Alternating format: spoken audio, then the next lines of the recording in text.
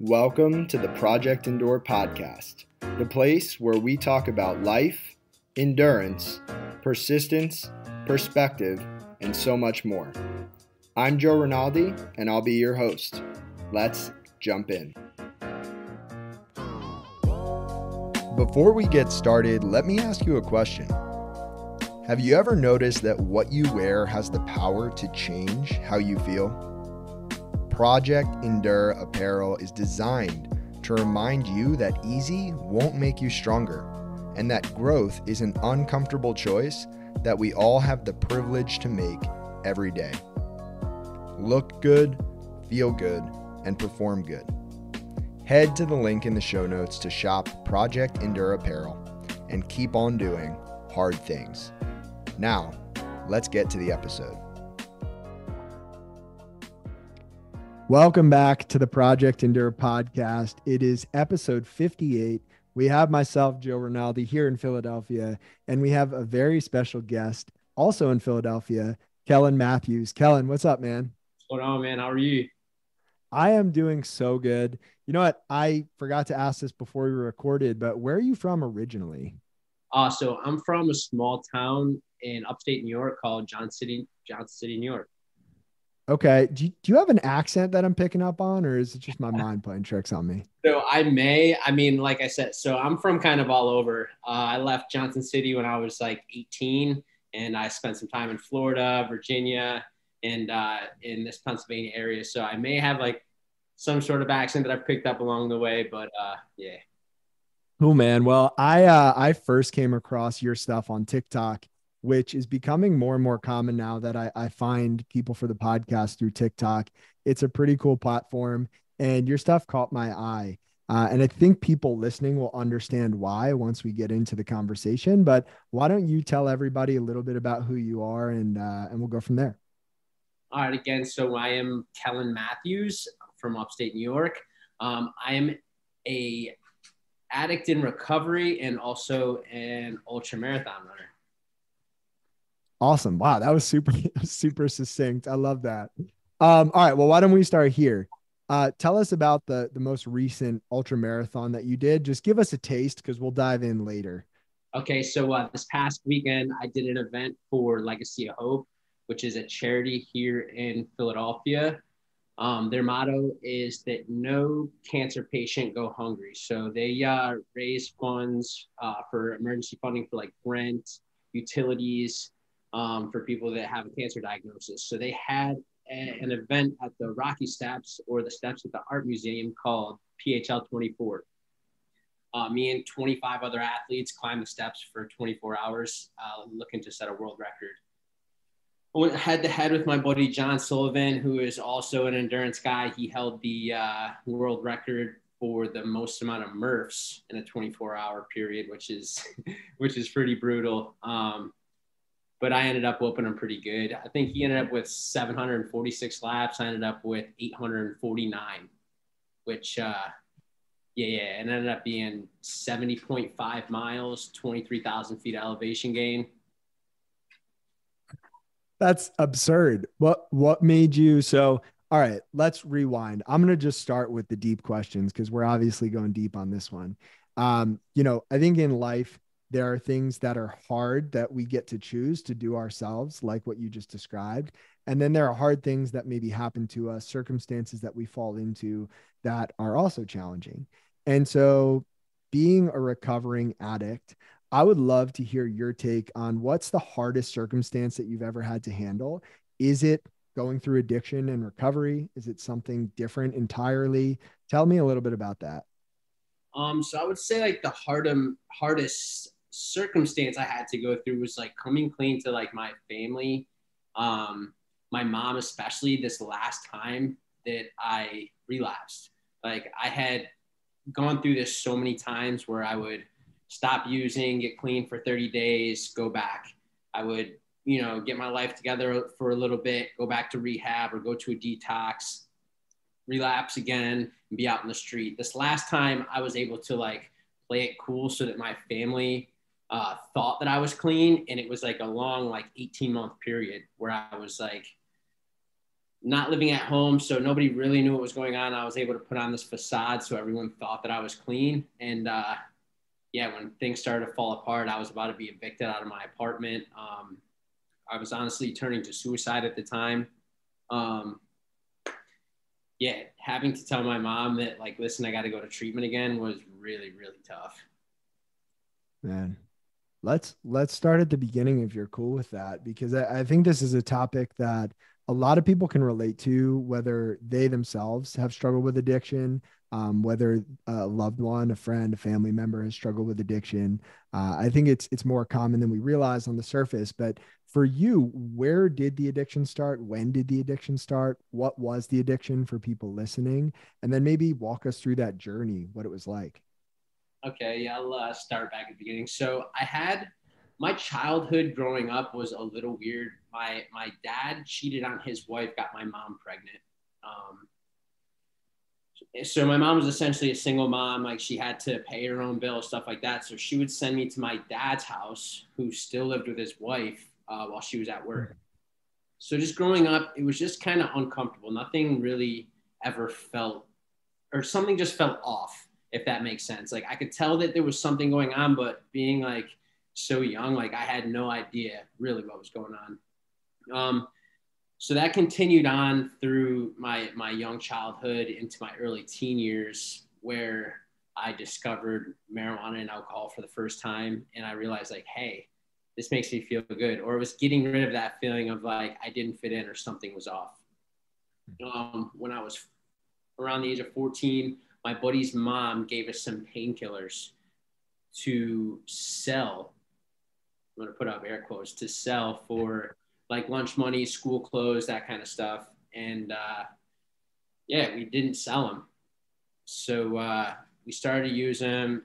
I had like a legit prescription painkiller habit, like early high school, 9th, 10th grade. I was still competing in like competitive sports. I was a wrestler.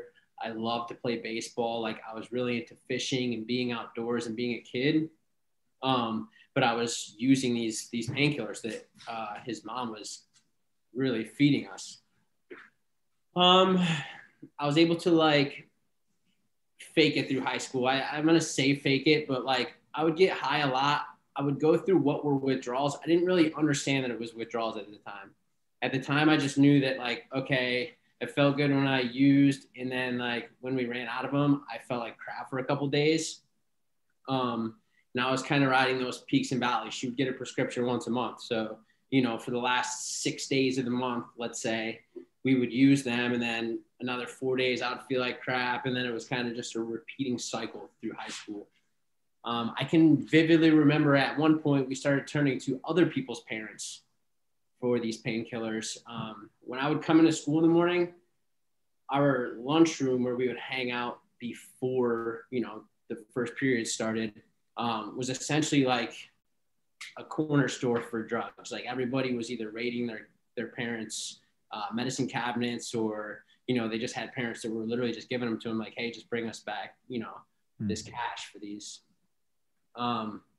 So yeah, like I can, this is crazy. I'm trying not to talk too many war stories, but like I can remember pitching in a high school baseball game with like a fentanyl patch in my mouth, which is like absolutely crazy to think about. Like, that could kill someone, you know, like that's crazy stuff. But like, that was the life that I was living in like early, middle, late high school. So after high school, not much changed. Like, I had an in with the Masons Union. So I kind of rode that boat for a while. But since I wasn't at school, like, I started to use more and more, and like my habit kind of grew a life of its own. Yeah, we were doing anything we could. Like, if basically, like, if it wasn't nailed down to the floor, like, it was going to the pawn shop, which is sad to say, but like, that's just where addiction takes you. It's like you're on, it's almost like you're possessed by, you know, something, because like it will cause you to do things to your friends and family that you would never dream of doing when you're in your right mind. So the first time I went to treatment, obviously, like, in between high school and the first time I went to treatment, things got really bad. I switched from just like kind of eating painkillers and sniffing them to turning to IV use. which can get really dark really quickly, obviously. So my family like kind of found out about all this stuff. I actually got into a conflict with another person in my town, and they called my mom and was like, yo, all this stuff, like this is where his stash is at. My mom finds it, my whole family finds out. And they're like, yeah, you either got to go to treatment or you got to go. So I went to, my brother came down. I have 2 older brothers and 2 older sisters, by the way. So I'm the youngest. They're all half brothers and sisters though. So one of my older brothers basically was like, he came down from Buffalo. He's like, listen, I'll take him under my wing and we'll see if we can get him straightened out. So I went to a detox. I got signed in. I was really, really sick. So this is the first time like I really experienced like some full blown withdrawals. So like you say all this stuff going in when everything is good, and then like when it starts to hit you, like it's really bad. And the part that messes with you the most is that like you know that all it takes is to use, and like it all goes away. Like immediately you have what it takes to fix it. So I was spent like 12 hours in a hospital bed, and I was like, you know what? Like I'm out of here. I got in the which was weird. The nurses let me use the phone, and I like called some friends at home. I was like 3 hours from Binghamton. I'm like, yo, you got to come pick me up. Like I got to get out of here. I signed myself out before they had showed up. And thankfully, like as I'm leaving the hospital, my brother is walking in the hospital, and he's like, what are you doing out here? And I was like, oh, they let me out. Needless to say, he was basically like, listen, dude, yeah, you had the opportunity to like have like a comfortable bed, and like they were going to give you some meds to come off. Now you're just going to do it on my couch. Which my brother had never dealt with anything like this, and he didn't understand that like it takes more than just being like this stern older brother and being like, listen, this is all you got to do. Like he didn't understand that there's like some side effects that happen to your brain. Like your dopamine levels are all out of whack. Like everything in your brain is telling you like, go use. You know, it's not like people think of it as like a moral deficiency or something where it's just like, oh, you just don't have to use. But it's like everything, all of your instincts in your head are like pointing you in that direction. So it was tough. Needless to say, at that point in time, I relapsed again. And that was another time where it was like similar. I was putting on this facade for months. Like everything was good. And finally it came down to like every time like you just burn bridges. You're like running out of roads to turn down. And so finally my family, I had to come clean to my family again. And they were like, listen, you got to go back to treatment. And so we got on the internet, we're looking, and we find a place in Florida, in South Florida, which if you know anything about the treatment stuff in the rehabs in Florida, it's like the rehab capital of the world, they call it. So there's tons of rehabs, tons of halfway houses down there. But when you have something like that and like all of those addicts in one area, it becomes like a hotspot also for relapse and fraud and a lot of suspicious stuff going on. So I went down to this rehab. I spent 90 days. The rehab was beautiful when I got there. It was like this, they gave us gourmet food.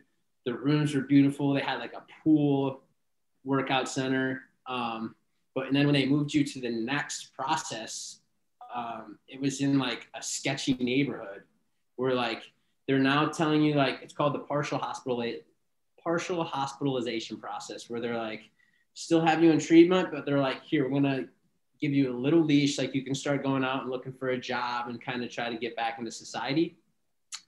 But like when you leave these gates, like the drug dealers know like this is a hot spot. Like all we have to do is hang out here and like we have all the clientele we need. So I spent like 90 days in that. I made it through to the halfway house part, which is about 90 days down the road. And I relapsed while I was in Florida. I'm telling everybody all these lies. The halfway house place is like, listen, you can start back at the beginning of treatment. That's fine. And I was like, oh no, like, I'm not going through all that again. You know, I know better than everybody knows here. Like I know what to do. I had heard that there was like some halfway houses that were easy to get into, or you could like, there was girls that lived in there as well. Like there was like less rules. It was like going to be way better. So I get there, and that's when I was introduced to like the fraudulent side of halfway houses in Florida, where essentially they're just charging your insurance for you to be there, but they're letting you do whatever you want. Like you can have girls over. There's some really scary stuff that goes on in those places as far as like prostitution. It gets really scary. So I spent like 18 months in Florida jumping around, essentially just living on the street. I do remember though, at one point I had like had a really bad weekend or something like that. And it just popped in my head. I was like, you know what? I just need to go for a run. I was like, if I just go for a run, like I'll just feel better. And I like had this like awakening almost where I was like, this is what I need to do. So I think I was like probably like 4 miles from the ocean. I decided I'm going to run to the ocean. I run there. I'm like looking over the ocean, thinking to myself, like, man, I got to get out of this. Like this life is just not for me. I see where all these people are ending up. Like people are dead. Like that was like a regular thing. Like someone would overdose and die in the halfway house that we're in. So I have like this awakening. Luckily at the time I met this girl. She was like, listen, you can come stay with me and my family in Virginia. So that's what I did. I went to Virginia. I got on a Suboxone maintenance program, which if you don't know what Suboxone is, it's like a drug that will stop the withdrawal, stop the cravings, that is prescribed to you by a doctor. And you just go once a month, you take a urine analysis and they give you whatever they prescribe you for the Suboxone, which is great for some people. It gives you like the opportunity to like accumulate some life skills. And then it like also puts a gap between where you were when you're using, because you get in those behaviors and the habits of just like constantly ripping and running and like just doing like manic things constantly. So it gives you the opportunity to learn some new habits without having to deal with the cravings and that end of things. So I spent a while down there. I think it was 2 years or so that like I spent in Virginia, where I was on the Suboxone. But like after I would say about a year of using the Suboxone, and almost I started to feel like I was like quote unquote normal again. Like maybe I can go out and like, you know, party and do this stuff and like just act like I'm a normal person. And that eventually turned into like a really bad like cocaine habit now. Cocaine, Molly, ecstasy, which was just like this. It was a whole nother world that I had never known while I was still using the Suboxone. So yeah, I did like the whole party scene there in Virginia for a while. I was like kind of like on and off. Like with the party scene, it's something where like obviously you go out on the weekends, party, you come back home, you have to like have your life together to go to work for 5 days, and then it's like a 3 days on, 4 days off kind of deal. So I would have like these ups and downs. At that point, I had the opportunity to come to the Philadelphia area, King of Prussia. We had a job going on up here, the construction company I was working with. They were like, hey, listen, they knew that I was like a menace, you know, so they were like, yo, let's get you out of this area. Like maybe it'll help. I'm like, they didn't want anything but the best for me. So they're like, hey, maybe this will help. I got to Philly and like, that didn't help. Like I just, I started to use even more, like I had a little bit more freedom here because like they like had gotten me a truck, or I had a truck for work, and I was just like bouncing around. I would like go down, I heard about K&A. So I would go down to K&A, explore that area. Like it's just absolute crazy stuff.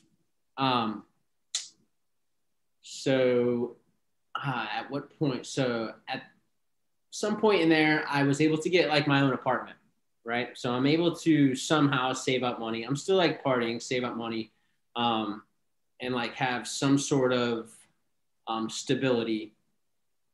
And I ended up at some music festival, and that's where I met Cass. So when I met Cass, I was able to put on like this facade again. Like my entire life has kind of been this road of putting on like this mask to pretend like I'm something that I'm not. So I meet Cass. We end up falling in love, you know what I mean? And we're doing the long distance relationship thing. At this point in time, I stopped using my Suboxone. I started using heroin again, and things got really, really dark in like I would say like a 6-month period. I probably met her at the music festival in August, and by December, things were like really, really, really bad.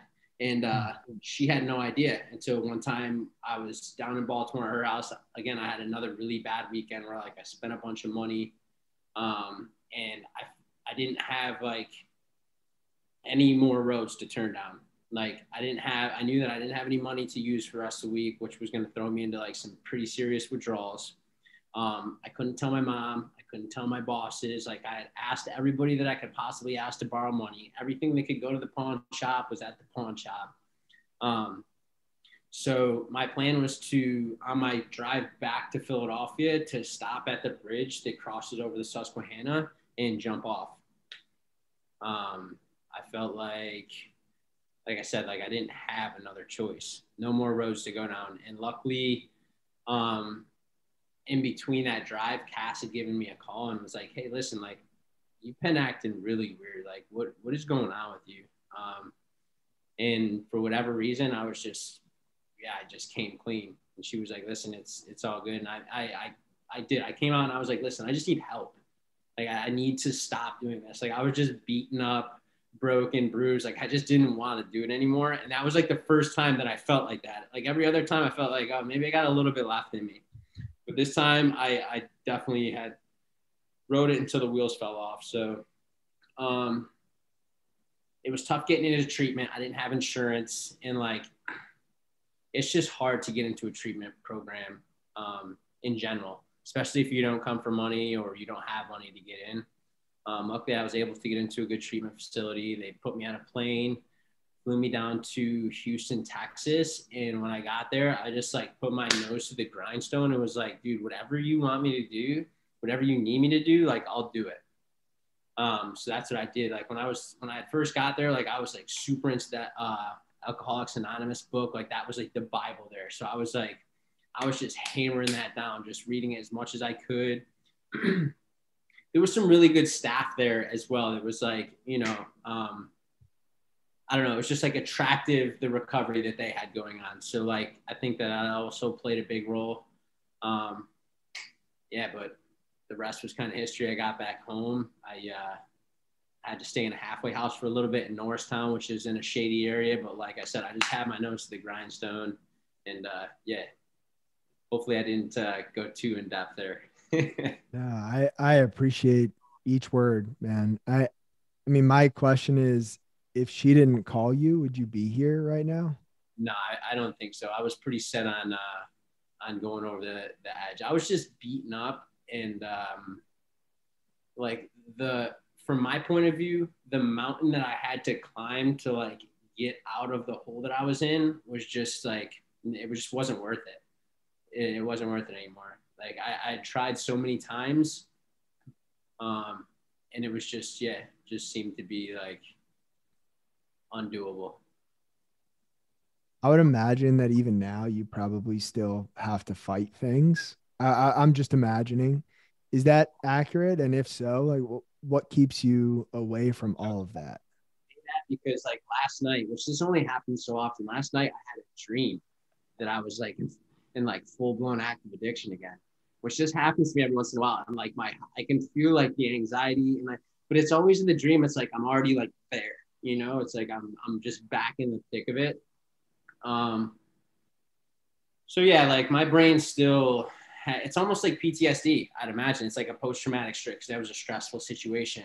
I do have to be vigilant and like pay attention to the things that I'm doing, because I have like a very addictive personality, and that covers all aspects of my life. I couldn't tell from the ultra stuff. Well, so let me ask you this now. So I've noticed that a lot of people in the ultra world have that addictive personality. And I've met people who smoke cigarettes for 30 years and now they run ultras. I've met you, right? You were addicted to heroin and you were using a lot of other stuff. Now you run ultras. And there's this theme where the people in that ultra space who kind of go that extra mile or extra 100 miles that nobody else would think to go, right? They are almost in love with the suffering, the pain, the process of all of that. So my second question, I think this will lead to a good discussion on that. What's the hardest thing you've ever done on purpose in the world of endurance sport? So I'm gonna go with the second time I attempted to complete the Schuylkill River Trail. So during COVID, me and my buddy decided like we were going to try to acquire the FKT, or the fastest known time for the Schuylkill River Trail, which starts in Frackville, Pennsylvania, and finishes just after the Art Museum in downtown Philadelphia. So like I would say 2 weeks out, I started to have like an IT issue. My knee was like flaring up every time I ran, and I was like, oh no. Like we have this big thing planned for April 16th, I think it was this was 2021, our second attempt. And so I was like, okay, I'm going to bail on running these last 2 weeks. I'm going to taper. Because at this point in time, like I had no idea about like anything as far as ultra running goes. Like this was all very, like all of this stuff was experimental. So I was like, whatever, I'll be fine. I get out there. We start running. I feel good. It was on a Friday morning at 9 a.m. We got going towards Philadelphia, and about 8 miles in, my knee just boom blows up. And I battled through. I ended up doing 82 miles that day. And by the end, I was beaten up. I was also had no idea about like the nutrition side of things. So not only was I under nutrition, but I was like in a lot of pain. Luckily, I didn't hurt myself that day. And I was able to say that I put everything that I had to put out there that day. So I wasn't like super disappointed, but that did throw me into a funk for I think like 6 to 8 months where I was like, I didn't want anything to do with any running, barely any fitness at all. So why did you do that? Why did you choose to pursue that? And then also why the world of ultra running? So it's funny. My buddy's John Sullivan, who I had mentioned, the Murph guy. We were just out running one day, and he was like, "Listen, man, you think about running 100 miles." And me being me, I'm just kind of like a yes man, you know. And I think that's something that I've acquired like since recovery has started for me. It's just like, sure, why not? Like, let's try something new. Yeah, there wasn't really much of a why other than just like, we were like, hey, this is something cool. Like I knew that I enjoyed fitness and running. Like I was into CrossFit prior to this. And like, I like to do like the long grindy stuff. And like, I'll spend like 4-6 hours at the gym on a Saturday morning. I knew it was something I enjoyed, and I like to exert energy and move. So yeah, I was like, let's do it. I took on the challenge and figured we'll send it. So when you get to the point, whether it's the Schuylkill River Trail or anything else that you do, the Art Museum steps, and it hurts and part of you wants to quit, part of you wants to stop, how do you tap into the part of you that says, nah, we're going to keep going? So my mind a lot of times goes back to withdrawals, to be honest with you. Like it's a good something to compare to, like, especially with the 24-hour stuff. I think back to like, okay, like it was really uncomfortable going through withdrawals. Like if I could do that for as long as I did, like this pain is going to stop as soon as I stop moving. Like as soon as I stop moving, get in the car and go home, like it's all good. You know, like this is all by choice. But if I keep going, you know, and I complete this thing, it's going to feel amazing, and it's also going to stop. So it's like, yeah, I think that the biggest thing that I do draw off of is like those long nights, because this wasn't just like, I didn't just go through withdrawals like when I tried to stop using. Like withdrawals could happen at any point in time, really. Let's say like the guy that I was picking up from ran out, or I didn't have any money. Like it could be 2 or 3 days where I had to go through withdrawals and just kind of keep moving and keep grinding it out until I could use again. So it's just kind of like, I feel like those two things go hand in hand, and it's just like something that I've fed off of. Yeah, that makes a lot of sense. I mean, that comparison makes a lot of sense. Have you come across anything in the endurance world that you couldn't finish, that you had to stop? I mean, did you finish the Schuylkill River Trail actually? So both times I tried to finish the Schuylkill River Trail, I did not finish. Both times I DNF'd. Like I said, I just didn't know anything about the nutrition side. So we were kind of just going out with a couple bottles of water and some bananas and just like trying to give this thing a shot. And I really honestly thought I was like, okay, 100 miles is pretty serious, but I was like, I can just will my way through this. Like, I'm good to go. I wasn't ready for the pain that was coming. And I was also training based off of like some online, template that was like, okay, run this many miles. It was just, yeah, I was very unprepared. Got it. So, all right. So it gives more context for some of the content that I see you put out, mainly through TikTok and on Instagram. And you're learning as you go, which is, I think, really cool that you're sharing that process with the world. Why have you chosen to share your story with the world? Because it sounds like in the very beginning, it was something you were trying to hide from every single person that you could, especially those close to you. And now it seems like you're just an open book. Why the change? So like my big thing is just like ending the stigma, right? Because that was the big reason why I didn't want to tell people and let people in on what I had going on, because like everybody shames it. Like the first time or the first couple of times, like I had come clean to my family or my family found out what was going on, it was like they were so angry. Like everyone was really upset with me when it was just like, I really did want help, but it was like the way people look at like addicts in general, it's just like, it seemed like they were asking me, like, are you kidding me? Like, you let this happen to you? It was like something that I like purposely did when it wasn't that at all. Like, I was just trying to feel better, like I didn't feel okay in my own skin. This made me feel good. Like, that's all I wanted. It wasn't like I was trying to destroy my life in the process. So, yeah, my big thing is just like talking about it, like letting people in on what I had going on. And then it's still happening today. The opioid crisis was like not that long ago, and we're still feeling the repercussions of that. Like fentanyl deaths are the leading cause of death right now in the United States for people between the age of 18 and 45, which is crazy. And all of this is, it's really just outpour from, the opioid epidemic that we were struck with in the early 2000s, when all the painkillers were just like being pushed. So yeah, like I said, I like to drop like a little mix of content where it's like mixing in like endurance stuff, addiction stuff, just kind of like cool visuals of stuff. And yeah, just kind of soften that blow. That way, yeah, people aren't so surprised when someone's like, listen, I have a problem. Like, it's like, okay, this guy had a problem. He was able to change. Like, yeah, hopefully it's working. I think it's so admirable, to be honest. We all have those things. Every single person has that thing, right? Some might be big things that people are really, really terrified of sharing, like a drug addiction. Some might be small things, but we all have those secrets. We all have those things about us that if it were to get out to the world, we would feel a certain kind of way about it.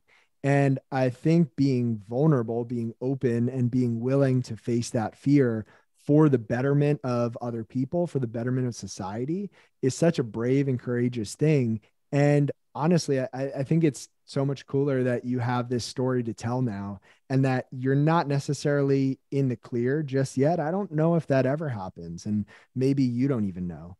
But I think that battle that you get to struggle through on a consistent basis, that gives you an opportunity to grow and to find strength every single day that you continue to overcome that. And sharing it is really, really cool. Now, I want to ask about your friend, because you started off the story about your friend and his mom, and that's where this all started. Where is he, if you don't mind me asking? I believe that he's in prison right now. I know that the last time I had connected with him, he was battling with like a really bad methamphetamine addiction. He has like a young kid that is, which is scary to say, his mom had custody of, which is yeah, it's just a crazy revolving door. Yeah, I haven't heard from him in a while, but like I said, last time I checked in on him, yeah, he was locked up. Yeah, got it. Now, not to change subjects here, but I do want to ask, about your tattoo that is right front and center Yeah. on your chest. Because that's, to be honest, Kellen, that's what caught my attention on social media, because I get a lot of running content, endurance content. I kind of just scroll through, and that stopped me dead in my tracks. And I want to hear the story behind that. And you can explain what it is to everybody listening too. So I was getting ready for the Schuylkill River Trail the second time. I had like the idea that I wanted. So the first idea I got it from was Matt Frazier's from CrossFit. Matt Frazier's like cool, like realist tattoo. I'm kind of more into like the traditional classic tattoo art. So I sent it over to my tattoo artist. He like drew up this cool thing. And I was kind of like juggling around. I was like, I don't know, that's kind of big. Like, I know that's going to be tough. I ended up pulling the trigger on it. Me and my buddy, John Sullivan, again, ended up doing 50 miles down the Kelly Drive MLK loop the day before. Yeah. Next day, I get in there. My body's like all cramped. As soon as he hit me with the gun, like I started to cramp up. I was like, dude, I ran 50 miles yesterday. He's like, relax, buddy. So yeah, it was kind of just like on a whim, but yeah, definitely sticks out like a sore thumb. Is there a specific meaning behind it, or more so just you like how it Yeah, was? more so just the art of it. So my plan is to kind of get covered. So that's that's the plan behind that. So hopefully there's a bunch more to come, and yeah, it'll just be blended into a bunch of different cool art. I love that, man. What endurance events do you have upcoming? Are there things that are on the schedule? I do. I have a bunch coming up. So like now that I'm like getting deeper and deeper into it, I just want to like schedule out as far as I can. Next up will be November 19th in Hagerstown, Maryland, is the JFK 50 miler. That is coined the oldest ultra marathon in the United States. That is a very competitive race. Some of those guys will come in like 5.5 hours, which if you know anything about, Wow. yeah. So so a fast marathon is like what, 3 hours. So they're running 2 marathons, both sub 3 hours back to back. It's only like 1,500 feet. I say only comparative, right? It's only 1,500 feet of elevation. So yeah, right now I'm working with a coach, Adam Kimball, and we're just working on getting fast. So that's gonna be a thing. I'm gonna, move in down at the WIS, and I'm gonna run those trials as fast as I can. Besides that, next year's goal will be the Pennsylvania Triple Crown, which is like Pennsylvania's 3 most not exclusive. Well, I guess they are kind of exclusive, but they're also the most challenging races in Pennsylvania. One of them is Heiner 50K. The other one is the World's End 100K, and the third one will be Eastern States 100. All in central Pennsylvania that are brutal. A lot of elevation, pretty technical terrain. It's going to be some exciting stuff. Looking forward to that. Yeah, and for everybody listening, Kellen has a huge smile on his face as he's describing all these races.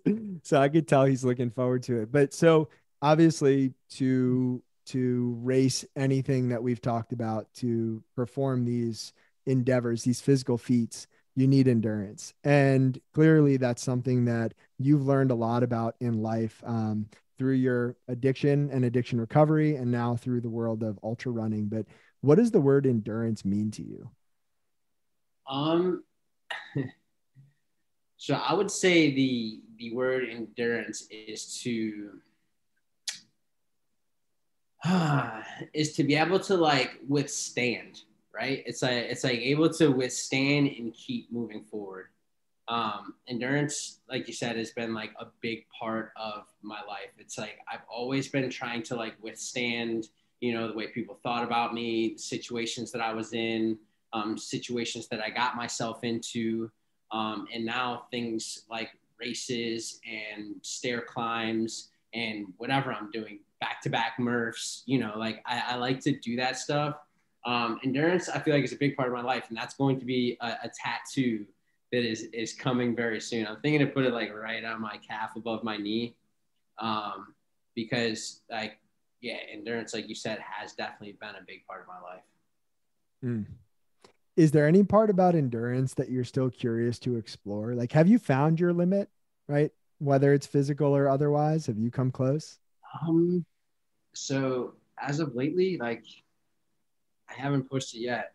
I mean, the last couple events I did, I just completed my first 100-miler at the beginning of August, and like I never hit a dark spot or a dark hole. I never had any pain. I never had any thoughts where like, maybe I should. Oh, sorry. Never you're good. back off or anything like that. So, yeah, I'm gonna keep looking for that. I'm interested to find that threshold. That's awesome, man. Well, so to start to wrap things up, I ask this question to every guest at the end of the podcast, and I think you have a really unique perspective to answer this question from. There are people listening to this, everybody's going through their own stuff. But if somebody were on the other end of this podcast and they're going through something really hard, something really challenging, maybe they didn't know where to turn or what to do. And maybe you're even talking to somebody who's going through addiction, who's in the middle of it, who knows on some level, hey, I want to stop. I don't want to be hurting people like this. I don't want my life going in this direction, but I just don't know how to change that. What would you say to that person? I would say, listen, you need to, that's a tough question. So you need to surrender. You need to sit down, surrender, raise your hand, and ask for help. Essentially the things in the way that you've been living and the way you've been going about doing the things that you're doing, like it isn't working.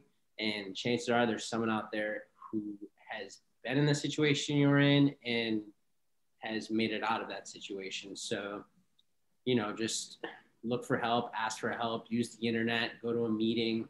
That's a big thing for obviously drugs and alcohol. Like there are a ton of recovering addicts out there. There's a ton of people that have been where you're at in way worse situations that you're in and have made it out, and they're thriving. I personally should not be sitting here in this seat talking to you right now. Like, I mean, I have good friends that overdose from using one pill or like one bag of heroin, where I was using like these crazy amounts. And for whatever reason, maybe it's fate, maybe I'm meant to carry a message, whatever it is. I'm lucky enough to be sitting here talking to you right now. I have the opportunity to go out and, run these races and share my story and create content and do stuff with my beautiful wife and just kind of enjoy life. So yeah, it's possible to change. And like I said, just don't be scared to ask for help. I've got a really tough question for you that I've never asked anybody before. But if Kellen sitting here right now said what you just said to Kellen from however many years ago in the middle of all of that, would he have listened? I mean, coming from who I am now, like coming from this, Kellen, I think that I might have, because I think that I've almost grown into the person that I needed at that point in time. Like, had I seen myself now then, I'd have been like stopped in my tracks, like I'd have, holy shit, like we made it, like this is us. Like, I can't believe this is where we're at. You know what I mean? Like 100-miler, like you're running 100 miles, like I have like a good job, a beautiful wife. Like, are you like, you know what I mean? Like, I just have all of this crazy stuff going on. Like, I married a professional cheerleader. Like, I've turned into exactly who I needed to tell myself, like, hey, listen, it's going to be all right. Just ask for help. Like, you don't have to do this on your own. There's a ton of people out there that have your best in mind. So, find someone, hold on to them, and fight your way through it. Beautiful, man. Well, if people are listening and they're thinking to themselves, man, I would love to connect with Kellen. I want to consume his content. I want to follow along with what he's doing. Where's the best place for people to do that? TikTok and Instagram. It's the Kellen Matthews, it's Kellen Matthews _ TikTok, Instagram. Send me a DM message, whatever it is. I'm an open book. I try to get back to as many DMs as I can. Man, I appreciate you sharing your story so much. And I'm glad that we got to connect. I'm glad that you're still sitting here. And also, I'm going to need you to push me maybe to my first 50-miler at some point here in Philadelphia. We'll go down to the Wissahickon and we'll get it done together. Absolutely. I love that, man. If you enjoyed this episode of the Project Indoor podcast, go ahead and subscribe, leave a review on your platform of choice, and share this episode with a friend. It helps us get more conversations like this out to more people like you. We appreciate you, and we'll talk to you next time. And one more thing. If you're looking for a community of people all striving to be better together, check out the Project Endure Hard Things Club. The link is in the description below. We'd love to have you.